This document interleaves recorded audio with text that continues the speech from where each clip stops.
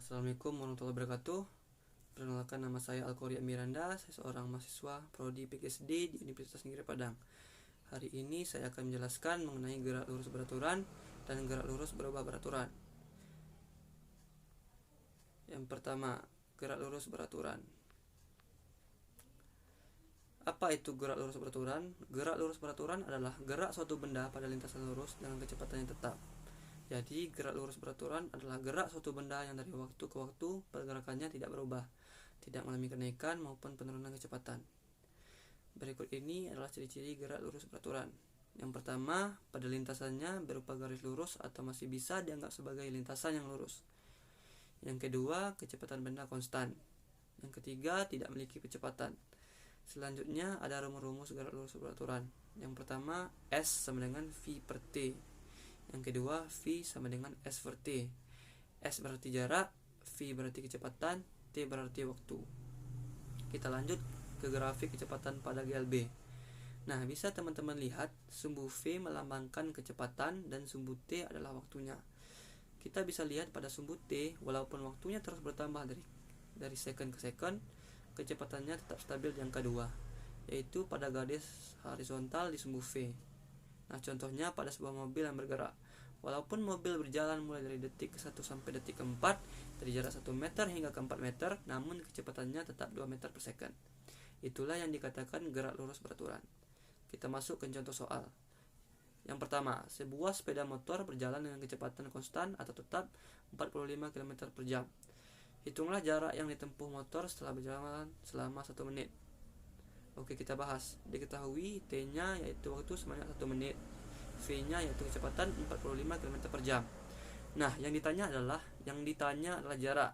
Nah, rumus jarak adalah S sama dengan V dikali T.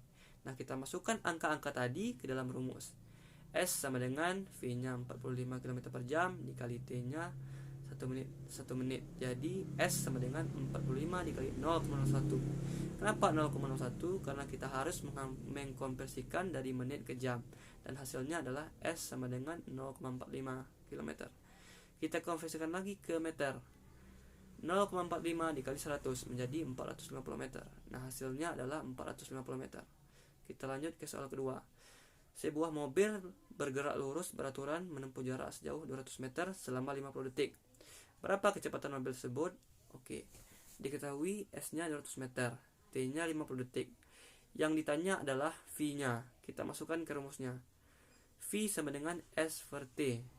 V, S-nya adalah 200 dan T-nya adalah 50. Jadi 200 dibagi 50 adalah 4. Jadi V-nya adalah 4 meter per second.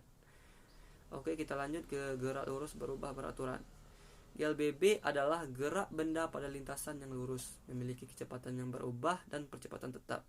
Jadi gerak GLBB ini adalah gerak suatu benda yang dari waktu ke waktu pergerakannya mengalami kenaikan atau penurunan. Contohnya pesawat yang mau lepas landas atau motor yang sedang mau mengerem. GLBB ini terbagi menjadi 2, yaitu gerak lurus dipercepat dan gerak lurus diperlambat.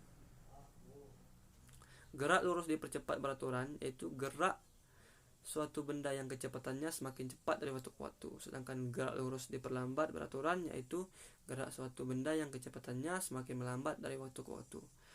Berikut adalah rumus-rumus GLBB. Dapat teman-teman lihat di bawah ini. Vt adalah kecepatan akhir, V0 adalah kecepatan awal, A adalah percepatan, T adalah waktu, S adalah jarak. Kita masuk ke contoh soal. Yang pertama, sebuah mobil melaju dengan kecepatan awal 10 meter per second selama 30 second dengan percepatan 10 meter per second kuadrat. Berapa kecepatan akhirnya? Diketahui V0-nya adalah 10 meter per second, T-nya atau waktu adalah 30 second, A atau percepatannya adalah 10 meter per second kuadrat. Yang ditanya adalah Vt atau kecepatan akhir. Rumus mencari kecepatan akhir adalah Vt sama dengan V0 ditambah A dikali T. Kita masukkan ke rumus. Vt, V0-nya 10 meter per second ditambah A-nya adalah 10 meter dikali dengan T-nya 30 second, sehingga diperoleh 30 dikali 10 sama 300, sehingga Vt sama dengan 10 ditambah 300. Kita jumlahkan lagi sehingga dihasilkan Vt sama dengan 300 meter per second. Jadi hasilnya adalah 310 meter per second. Yang kedua, sebuah motor mula-mula diam, kemudian digerakkan sehingga dalam waktu 3 second kecepatannya menjadi 6 meter per second. Hitunglah yang pertama percepatan motor, yang kedua jarak tempuh motor setelah 5 second. Diketahui V0-nya 0 meter per second, Vt-nya adalah 6 meter per second, dan T adalah 3 second. A kita cari untuk percepatan motor terlebih dahulu. Rumus mencari A atau percepatan adalah A sama dengan Vt dikurang V0 dibagi T, atau percepatannya adalah, rumus mencari percepatannya adalah kecepatan akhir dikurang kecepatan awal dibagi dengan waktu. Kita masukkan angka yang diketahui ke dalam rumus. A sama dengan Vt-nya 6 dikurang V0, V0-nya adalah 0 dibagi T-nya 3, sehingga 6 dibagi 3 adalah 2. Kedua, jarak tempuh. Rumus mencari jarak tempuh adalah S sama dengan V0 dikali T ditambah 1/2 dikali A dikali T kuadrat. S sama dengan V0-nya 0 dikali T, T-nya 5 ditambah 1/2 dikali A-nya 2 dikali T kuadrat, T kuadratnya adalah 5 kuadrat, sehingga dihasilkan 0 kali 5 sama dengan 0 ditambah setengah kali 2 adalah 1, 5 kuadrat adalah 25, sehingga 0 ditambah 1 dikali 25 adalah 25. Kita masuk ke soal 3. Mobil mula-mula bergerak dengan kecepatan 20 meter per second. Tiba-tiba mobil melakukan pengereman dengan perlambatan sebesar 1 meter per second kuadrat. Setelah 3 detik kecepatan mobil menjadi diketahui V0-nya 20 meter per second. A atau percepatannya adalah 1 meter per second. T-nya adalah 3 detik. Berapa kecepatan akhir? Karena ini GLBB diperlambat, maka tanda tambah kita ganti menjadi tanda kurang.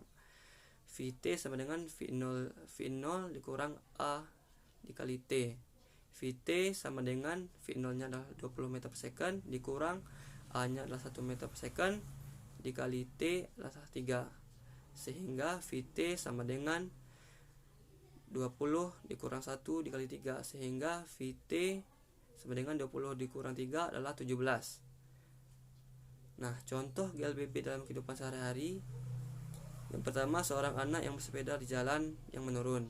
Yang kedua, buah yang jatuh dari pohon. Yang ketiga, seorang anak yang mengayuh sepeda di tanjakan. Yang keempat, pesawat pas lepas landas. Yang kelima, anak yang sedang bermain bola basket. Nah, itulah yang dapat saya sampaikan. Mohon maaf bila ada kekurangan. Wabillahi taufiq wal hidayah. Wassalamualaikum warahmatullahi wabarakatuh.